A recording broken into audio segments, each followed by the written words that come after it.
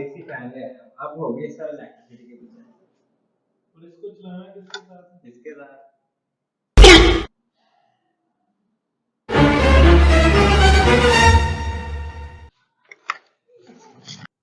Volt, वाट और ampere ये सबसे ज़्यादा जो है मिसअंडरस्टैंड किए जाते हैं।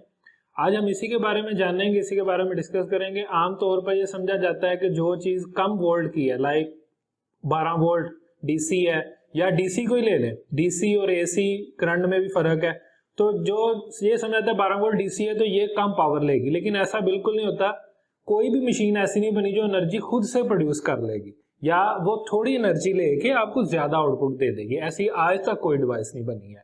हर डिवाइस जो है जो इनपुट लेती है उससे कम ही आपको आउटपुट देती है, उसको उस डिवाइस की एफिशिएंसी कहते हैं। अब ये बहस तो हो सकती है कि कौन सी डिवाइस ज्यादा अच्छी है, जिसकी एफिशिएंसी ज्यादा बेहतर होगी, ज़ाहिर है वो उतनी आपको बेहतर आउटपुट देगी, और उस सेंस में आप कह सकते हैं कि एनर्जी जो है वो कम कंज्यूम कर रही है।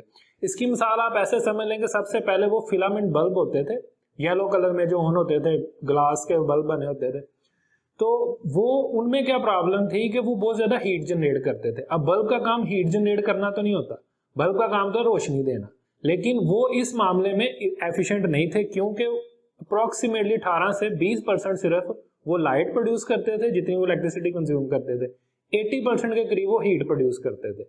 अब क्योंकि अगर तो आप उसको एज अ हीटर लो तो उसकी एफिशिएंसी 80% है, 80% है, और अगर आप उसे एज अ लाइट बल्ब लो तो वो 20% है। तो डिपेंड करता है कि उसकी एप्लीकेशन क्या है, और आजकल वो एज अ हीटर ही यूज हो रहे हैं जगह जगह। तो उसके बदले में फिर नेक्स्ट क्या है, एनर्जी सेवर। अब एनर्जी सेवर क्या है कि वो कम गर्म होते थे और ज्यादा से ज्यादा जो उनका जो वो कंजम्पशन करते थे इलेक्ट्रिसिटी को, उसको वो रोशनी में कन्वर्ट करते थे, उससे आपको लाइट मिलती थी, तो वो ज्यादा एफिशिएंट हो गए। उसके बाद एलईडीज आ गई, वो उनसे भी बेहतर है, उनकी लाइफ भी बेहतर है। तो वो खुद से कुछ नहीं कर रहे, वो सिर्फ ये है कि जितनी एनर्जी वो इनपुट ले रहे हैं उसको एक्चुअल कितना बेहतर तरीके से वो आउटपुट में कन्वर्ट कर रहे हैं, और लॉसेस कम से कम होंगे। वो खुद से कोई चीज या खुद से कोई एनर्जी नहीं वो प्रोड्यूस कर लेते। इसी तरह जब हम बात करते हैं मुख्तलिफ डिवाइसेज की, आमतौर पे जो होम अप्लायंसेज हैं जिसमें पंखे आ जाते हैं, लाइट बल्ब आ जाते हैं, तो उसमें अगर हम पंखे की बात लें तो एसी डीसी आजकल एक फैन चलते हैं कि जी वो एसी पे भी चल जाते हैं। एसी यानी जो आपको घरों में करंट मिलती है, जो आपके सॉकेट में करंट होती है, या आम जितनी भी आपकी डिवाइसेज चलती हैं जो आप सॉकेट में अपने प्लग करते हो, वो एसी होती है, यानी अल्टरनेटिंग करंट। अल्टरनेटिंग इसलिए उसको कहते हैं कि वो पर सेकेंड 50 दफा 50 हर्ट्ज उसकी फ्रिक्वेंसी होती है, इसलिए वो 50 दफा अपने करंट को चेंज करती है, वो पॉजिटिव से नेगेटिव की तरफ, नेगेटिव से फिर पॉजिटिव की तरफ। तो इस तरह उसकी वेव बनी होती है, इसलिए उसको साइन वेव कहते हैं। इसी से आप इसमें मैं ऐड करता चलूं कि आपने इन्वर्टर्स के नाम भी सुने होंगे, साइन वेव इन्वर्टर, वो नाम इसी से निकला है कि वो प्योर साइन वेव जनरेट करेंगे तो उनको प्योर साइन वेव इन्वर्टर कहते हैं। तो इसी तरह से आपको वो अल्टरनेटिव करंट मिलती है अपने आउटलेट्स में, और ये जो सॉकेट्स होती हैं आपकी, और जो डीसी करंट होती है डायरेक्ट करंट, आपके पास जो बैटरीज होती हैं ये डीसी करंट के ऊपर होती हैं, तो ये डायरेक्ट करंट है, यानी इनकी पोलैरिटी सेम रहती है, ये प्लस माइनस की तरफ नहीं जाते। जो प्लस टर्मिनल है वो प्लस रहता है, और जो ग्राउंड टर्मिनल है वो ग्राउंड रहता है, या नेगेटिव टर्मिनल भी इसको कहते हैं। तो इसलिए जो एसी डीसी फैन बन गया जी कि ये एसी पे भी चल जाएगा, डीसी पे भी चल जाएगा। डीसी में आप उसके साथ बैटरी अटैच कर दोगे, और एसी में जो करंट नॉर्मली मिलती है वो 220 वोल्टेज में होती है, वो उसको मिलेगी और वो उससे चल जाएगा।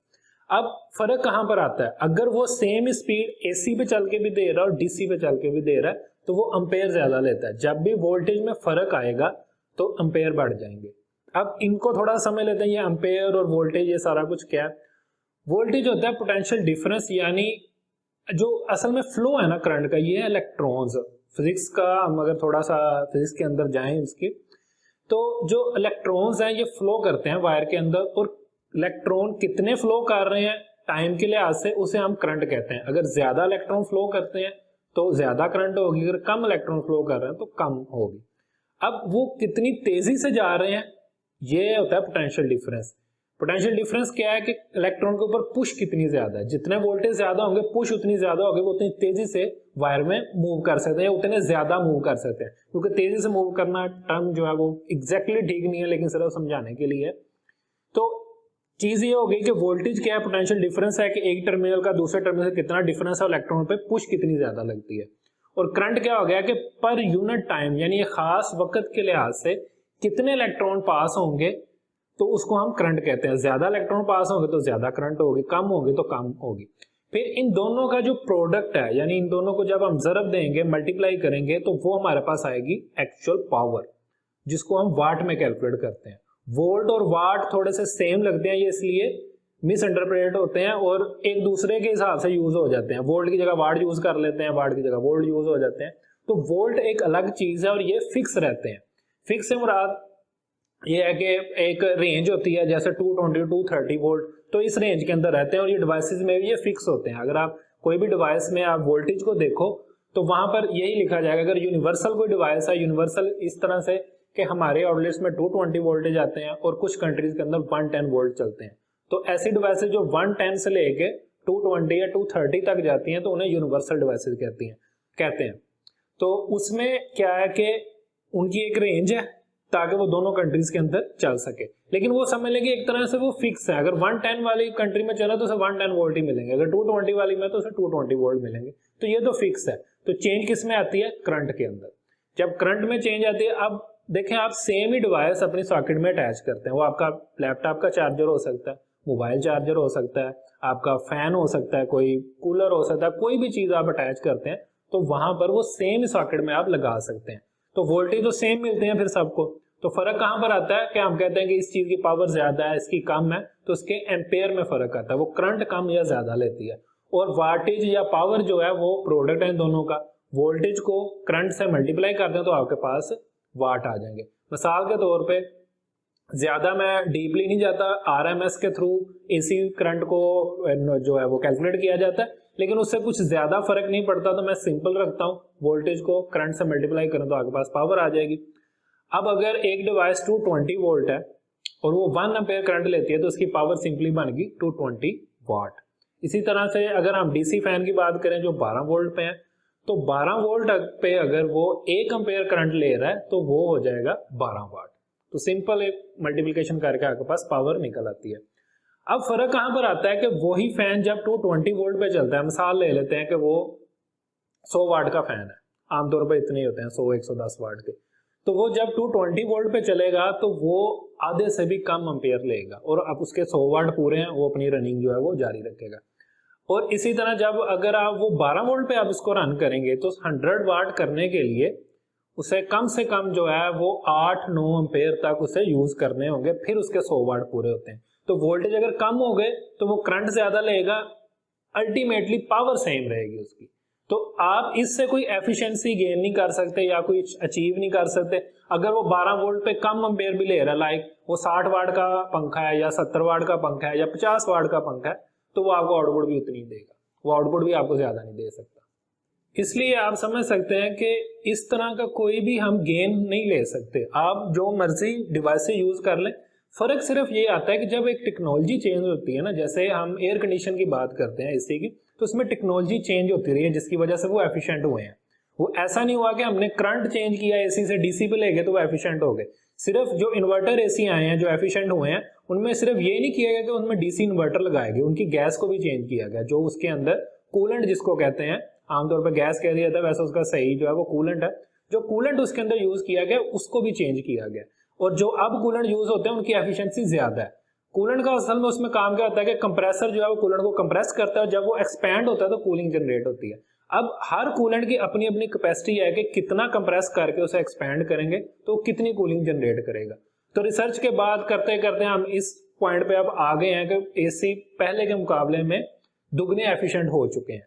जो एसी पहले 20 एम्पेयर पे काम करता था वो 10 एम्पेयर पे काम करता है। तो इस सिलसिले में हम देख सकते हैं कि हमने एफिशिएंसी गेन की है, लेकिन उसमें चीजों को चेंज किया गया।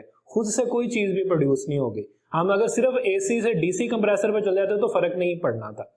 यहां भी फर्क गैस की, अगर इसमें भी पुरानी ही गैस या कूलेंट यूज किया जाएगा तो प्रॉब्लम फिर वहीं की वही रहेगी, कुछ खास एफिशिएंसी गेन नहीं करेंगे। क्योंकि डीसी इन्वर्टर का एक और ये फायदा होता है कि वो एकदम से ऑन नहीं होता, वो आहिस्ता आहिस्ता से ऑन होता है, तो वो भी आपको कुछ एक बेनिफिट उसके जो डीसी इन्वर्टर एसी उनके मिल जाते हैं। तो कहने का मकसद ये है कि इस तरह की चीजों पे बगैर देखे बगैर समझे यकीन नहीं करना चाहिए। इससे हम कुछ भी अचीव नहीं करते, बजाय इसके पैसों का ज़या होता है। और मे भी ऐसा भी हो सकता है कि आप कुछ गेन करने की बजाय, कुछ बचत करने की बजाय कुछ वेस्ट कर रहे हो। उसको मैं समझा देता हूँ कि वेस्ट वो कैसे होता है। मिसाल के तौर पे अगर आप 12 वोल्ट की कोई भी चीज चला रहे हो तो आपको उसके लिए एक सप्लाई चाहिए होती है, क्योंकि आपके पास अगर तो आपके पास बैटरी है तो ठीक है, आपने बैटरी पे यूज कर लिया, लेकिन जब आप बैटरी को भी चार्ज करते हो तो उसके लिए चार्जर चाहिए होता है। अब चार्जर ने क्या करना है, 220 वोल्ट से 12 वोल्ट में कन्वर्ट करना है। और कोई भी डिवाइस, कोई भी मशीन आज तक दुनिया में 100% एफिशिएंट नहीं है कि उसको आपने एनर्जी के पावर के हवाले से आपने 100 वाट इन किए उस चार्जर में, उसने 100 वाट ही आउटपुट दे दी।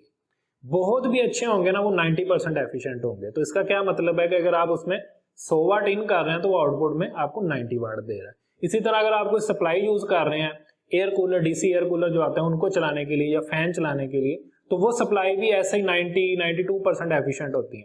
तो सिंपली आपने क्या किया कि 100 वाट के पीछे आपने 10-12 वाट तो वैसे ही आपके जाया हो गए, ठीक है। उसके बाद उसने जब डीसी जो मोटर है उनमें जाना है, डीसी मोटर के अंदर होते हैं ब्रशेस। ब्रशेस क्या है कि 2 कार्बन के इस तरह से पीस होते हैं, उनके दरमियान में रोटर जो है वो मूव करता है।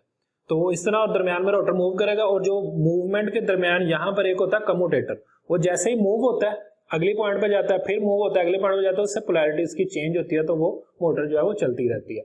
अब जब आपको पता है कि दरमियान में ब्रशेस आ गए हैं, कम्यूटेटर लगा हुआ, तो एक दूसरे से वो रगड़ खाते हैं और वो खराब हो जाते हैं। इसी तरह जो डीसी मोटर्स आमतौर पे एयर कूलर में यूज होती हैं उनमें यही ब्रशेस वाला मामला होता है। जो सीलिंग फैन है वो जरा डिफरेंट है, तो उसकी वजह से भी ये प्रॉब्लम है कि वो मोटर जो है वो खराब हो जाएंगी। जो दूसरे एसी पे चलने वाले फैन है या मोटरें हैं, ये इंडक्शन मोटर्स होती हैं, इनमें ब्रशेस वगैरह का कोई कंसेप्ट नहीं होता। अगर इसके बारे में भी आप डिटेल में जानना चाहते हैं, इंडक्शन मोटर क्या है, ब्रशेस क्या है, कम्यूटेटर क्या है, तो कमेंट बॉक्स में बताएं, इस पर भी इंशाल्लाह हम जरूर वीडियो बना लेंगे। टॉपिक पे वापस आते हैं। तो इस तरह से बहुत ज्यादा जो लॉसेस हैं आप जनरेट कर रहे हैं एक चीज को चलाने के लिए, बजाय कि आप कुछ गेन करते हैं उसके अंदर। और दूसरा जो प्रॉब्लम है वो ये भी आ जाता है कि इसमें जो है खराबी के चांसेस ज्यादा। देखिए आपके पास एक सप्लाई है, उसके बाद आगे फैन आ जाता है, ठीक है। तो 2 चीजें आपने इंट्रोड्यूस करवा दी। एसी पे आपका फैन डायरेक्ट चल रहा था, अब हो सकता है वो सप्लाई खराब हो जाए तो तब भी आपके पैसों का ज़ाया है, और अगर किसी वजह से वो डीसी मोटर में कोई प्रॉब्लम होगी तो फिर भी पैसे ज़ाया, आपको फिर दोबारा से नई परचेज करनी पड़ेगी। और इन मामलात में जो इनको यूज़ करते हैं उनको पता है इनकी सप्लाई अक्सर ही खराब होती है।